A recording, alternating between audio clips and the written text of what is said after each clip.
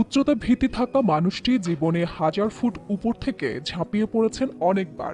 অদম্য ইচ্ছাশক্তির বলে ভয়কে করেছেন জয়, নিজেকে প্রতিষ্ঠা করেছেন একজন সফল স্কাইডাইভার হিসেবে। তবে আজকের এই ডাইভিং অন্য দিনের চেয়ে সম্পূর্ণ আলাদা, কেননা আশিক এবার লড়েছেন লাল সবুজের পতাকা হাতে দেশের জন্য।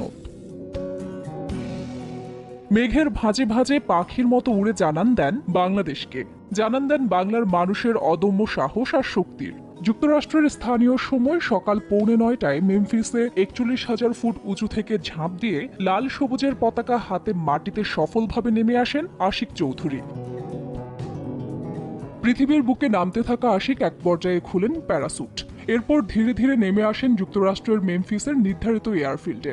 উপস্থিত একমাত্র স্বজন স্ত্রীর চোখে মুখে তখন আনন্দের ঝিলিক। সফল এই স্কাই ডাইভিং দেশবাসীকে উৎসর্গ করেছেন স্কাইডাইভার আশিক চৌধুরী। প্রত্যাশা, the largest flag flown stratosphere নামের এই অভিযান অল্প দিনের মধ্যেই ঠাঁই করে নেবে গিনেস বুক অফ ওয়ার্ল্ড রেকর্ডসে। very exciting, ভয় পাওয়ার মতো, এবং বাট আলহামদুলিল্লাহ সব ঠিকঠাক মতো হয়েছে। ফ্ল্যাগ শেষ পর্যন্ত ধরে রাখা গেছিল, it was very tough as well.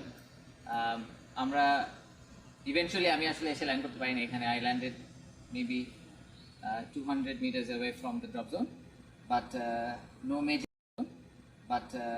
no major injuries, and we'll wait for the authorities to confirm the record.